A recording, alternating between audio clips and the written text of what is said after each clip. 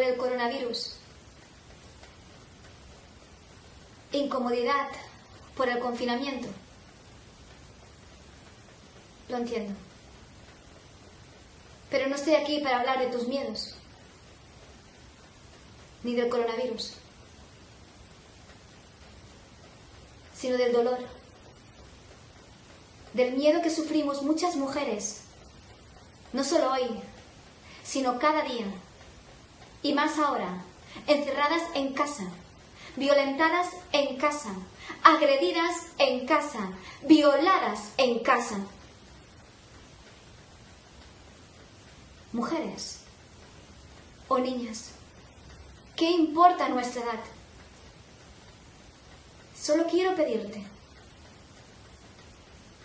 que si ahora que has conectado con tu dolor, con tus propios miedos, surge de ti un coraje para hacer algo que nunca antes habías hecho y atreverte a avisar, a pedir ayuda, a denunciar, a llamar a la policía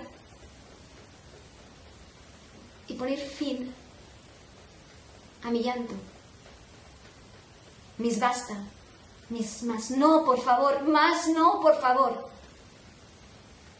Porque hoy, como tantas veces, cuando vuelva a agredirme, yo voy a ser incapaz de llamar por teléfono. Las mujeres víctimas de violencia machista están confinadas con sus agresores. Son nuestras madres, hermanas y vecinas las que ahora más que nunca nos necesitan. En un contexto de tensión psicológica como el que estamos viviendo ahora, tomar decisiones como llamar a la policía, a los servicios sociales o alertar a alguien de confianza es difícil, porque la mujer no tiene margen de maniobra. Muchos agresores salen a comprar y cuando lo hacen se llevan el teléfono de ellas. Se facilita desde diferentes instituciones un número de teléfono móvil para pedir ayuda a través de WhatsApp, pero se sabe que muchos agresores controlan desde su ordenador la cuenta de las mujeres a las que agreden.